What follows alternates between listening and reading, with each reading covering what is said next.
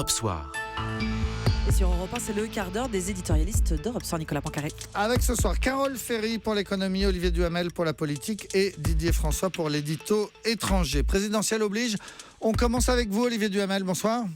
Bonsoir Nicolas, bonsoir à tous. On est donc maintenant à 9 jours du premier tour et on a l'impression que tout est possible. On a, d'après les sondages, 4 candidats qui peuvent aller au deuxième tour et ça, c'est du jamais vu. C'est du jamais vu. Le plus souvent, il n'y en a que 2. Et des semaines avant le premier tour, on dit qu'il n'y en a que 2, on nomme les 2, les sondages indiquent les 2 et ce sont les 2. Et donc, c'était De Gaulle-Mitterrand, et donc c'était Pompidou-Poher, et donc c'était Giscard-Mitterrand, etc., etc. Alors, il y a une vraie exception très forte, qui est 2002, où l'un des 2 était bien au second tour, Chirac, mais, surprise, c'était Jospin, pas Le Pen. Mais dans tous les autres, d'abord, c'était un seul, donc, et deuxièmement, dans tous les autres cas, on l'a absolument su, et là, non, pas vraiment. Alors justement, 4 candidats, ça donne aussi 6 scénarios possibles de deuxième tour. Alors, vous êtes très fort en arithmétique, et on voit que vous descendez d'un grand mathématicien, Henri Poincaré, parce que comment 4 font 6, en fait, voilà, ça donne 6 possibles second tours. Pourquoi ? Mais pour plein de raisons, en fait. D'abord, parce que les électeurs savaient au départ ce qu'ils ne voulaient pas. Ils ne voulaient pas de Sarkozy, ils ne voulaient pas d'Hollande. Et il se trouve que ça, c'est le match qui aurait dû avoir lieu, très franchement. C'est le président sortant contre le chef de l'opposition, et ce match n'a pas eu lieu. La primaire a sorti Sarkozy, les sondages et Hollande se sont sortis lui-même, et du coup, ils se sont retrouvés un peu désemparés. La deuxième raison, c'est que les primaires n'ont pas choisi les bons candidats. Alors du coup, les gens disent, vous voyez, comme c'est mauvais les primaires et tout, c'est complètement débile. Les gens pensent que les primaires, c'est bien si les primaires désignent le gagnant. Mais par définition, comme les deux peuvent pas gagner, on dira toujours que les primaires sont mauvaises. Pourquoi les primaires n'ont pas désigné les bons candidats ? Eh bien, à droite, parce que les affaires sont sorties après. Si les affaires étaient sorties en octobre ou en novembre, jamais Fillon aurait gagné la primaire. Jamais, jamais. Donc, c'est pas la faute à la primaire, comme on dit et qu'on répète bêtement, mais c'est le fait que des affaires soient sorties derrière. Quant à gauche, c'était pas... On a partout dit souvent la primaire de la gauche, taratata, c'était la primaire d'une demi-gauche. Donc, du coup, ça n'a pas marché, la sélection des candidats. Ensuite, les électeurs sont libres, incroyablement libres, beaucoup plus libres qu'avant. C'est pas seulement qu'ils changent d'avis, c'est que parfois même ils changent de camp. Ils sont capables de passer d'un camp de la droite à la gauche. Il y en a même qui sont capables d'hésiter entre Fillon et Mélenchon. Je ne sais pas si vous voyez hésiter entre Fillon et Mélenchon. C'est une pure analyse, c'est donc pas du temps d'antenne, ce que je viens de dire. Alors, les électeurs aussi sont déboussolés. Ils sont beaucoup plus déboussolés que d'habitude. Pourquoi ? Ils ne veulent plus des partis de gouvernement. Ils ne veulent plus de PS républicains, mais en même temps, ils ont peur de quoi ? Comment est-ce qu'on peut oser aller faire du neuf ? Et dernière chose importante, les sondages n'ont jamais annoncé exactement un résultat. Et les sondages ne sont pas ou très partiellement prédictifs. Mais là, vous en avez 4, que je ne cite pas, parce que comme ça, ils ne sont pas dans le temps d'antenne, mais 4, tout le monde sait lesquels, qui sont dans les marges d'erreur.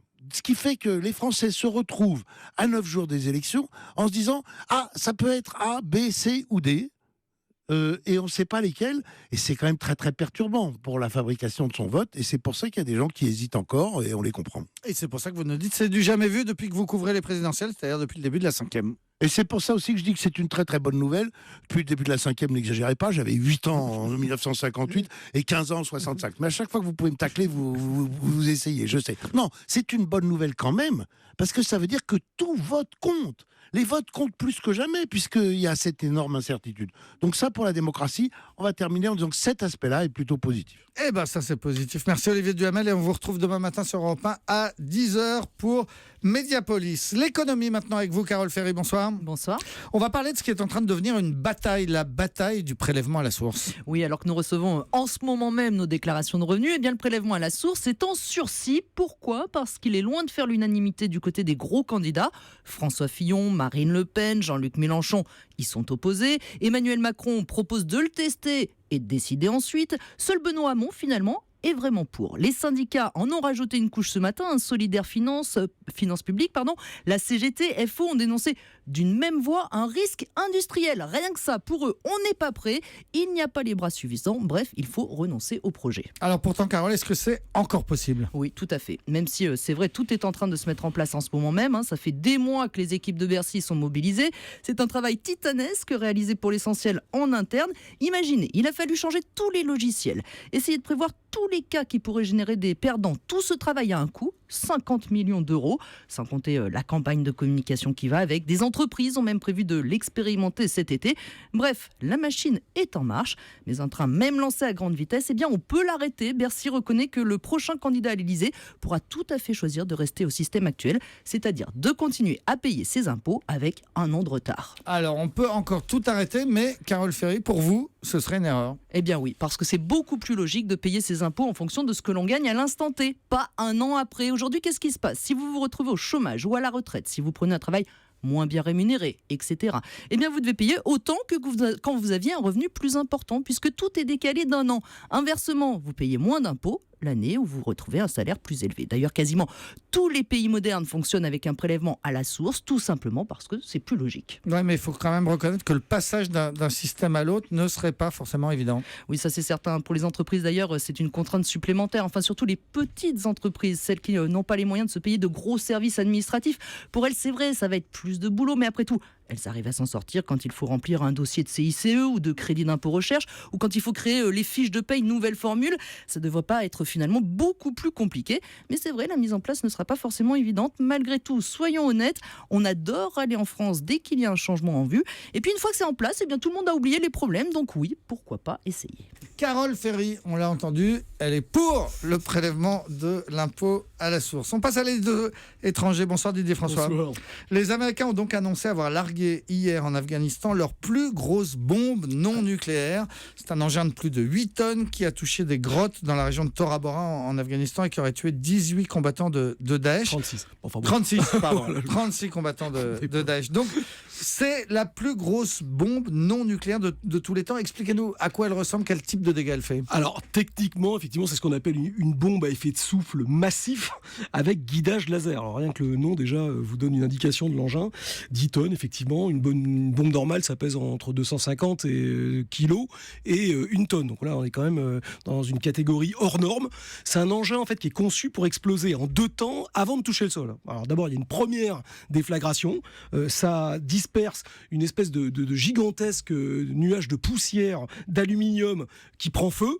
Donc ça fait une énorme boule de feu et derrière il y a une surpression, donc évidemment avec l'explosion et l'effet de souffle, qui détruit absolument tout sur un rayon de 1 km à 1,5 km à la louche. Pour donner une idée de l'affaire, si c'était lâché sur Notre-Dame de Paris, donc au centre de la capitale, il n'y aurait plus un seul immeuble en béton qui serait debout ou habitable sur les 10 premiers arrondissements du centre-ville. Et les logements de briques, eux, seraient sérieusement endommagés jusqu'au périphérique à la louche, à peu près à la petite couronne. Et si on prend l'ensemble des vitres, elles seraient brisées, disons, sur environ 14 km. Là, on arrive à Nanterre. Enfin, on est sur une puissance absolument inimaginable. Il n'y aurait plus un carreau pas cassé jusqu'à Orly, par exemple. Voilà, ça semble un peu hallucinant. Alors, comment elle est larguée, cette bombe? Alors évidemment, comme elle est immense, elle fait 10 mètres de long. On ne va pas la mettre sous les ailes d'un avion, parce que là, l'avion, il aurait quand même un peu de mal à voler. Donc, elle est chargée à l'intérieur d'un avion de transport, pas d'un chasseur, avec un petit wagonnet qui est mis sur des rails. Là, en vol à très haute altitude, l'avion, il ouvre sa porte arrière. Comme pour larguer des parachutistes. Exactement, la tranche arrière. Et à ce moment-là, il y a un parachute qui se déploie, qui tire, qui tracte la bombe vers l'extérieur. Elle va basculer vers l'avant. Il y a 4 petites ailettes qui s'ouvrent derrière. Et puis, il y a une centrale inertielle avec un GPS, en fait, qui va la guider jusqu'à sa cible. Donc, en plus d'être particulièrement robuste, c'est extrêmement précis. Alors, ça coûte combien? Un bras. Ça coûte, quand même, ça coûte 15 millions d'euros. Donc, effectivement, ça ne se tire pas tous les jours. D'ailleurs, c'était la première fois qu'elle était utilisée de manière opérationnelle. Alors, justement, expliquez-nous, Didier François, parce que cette bombe, les Américains, ils l'ont quand même depuis 2003. Ils ne l'avaient pas utilisée jusqu'à présent. Pourquoi est-ce que Trump a fait ce bombardement hier? On imagine que ce n'est pas juste pour tuer 36 barbus de Daesh dans cher une le grotte. barbu, honnêtement. Mais clairement, on assiste depuis 15 jours à une réaffirmation très assumée de la puissance militaire américaine. Ça avait commencé avec le tir de 59 Tomahawk, là aussi c'est pas rien, sur la Syrie après l'attaque au gaz chimique contre une population civile. Cette volonté a été donc confirmée hier par ce bombardement très médiatisé par le Pentagone et par la Maison-Blanche. Donc à l'évidence, au-delà de la pertinence tactique, qui peut d'ailleurs se discuter, on aurait pu avoir les mêmes effets sur les réseaux, parce que ça a été tiré soi-disant pour tuer des djihadistes qui étaient dans des réseaux de tunnels du côté de Tora Bora, vous voyez là où était caché Ben Laden. Donc oui, ça peut se discuter, on aurait pu faire autrement. En revanche, évidemment, il y a une volonté de prouver à tous les ennemis de l'Amérique que Donald Trump n'hésitera pas à recourir à la force et même à des modes d'action très atypiques que ses prédécesseurs n'avaient jamais voulu utiliser. C'est donc une façon de réintroduire de l'incertitude, de la dissuasion dans les calculs stratégiques de certains États. Alors on peut penser à l'Iran, à la Russie, et plus exactement, on l'a entendu tout à l'heure dans le journal, à la Corée du Nord, qui, on le craint, envisage dès demain, pour l'anniversaire du 150, c'est le 105e anniversaire de la naissance de son créateur, le dictateur Kim Il-sung, voudrait faire un essai nucléaire ou un essai de missile balistique. Voilà, c'était peut-être en Afghanistan un message pour la Corée du Nord dont on reparlera certainement beaucoup dans les jours qui viennent et même ce week-end. Merci Didier François. Dans un instant, les médias, le ZAP et Nicolas Canteloup.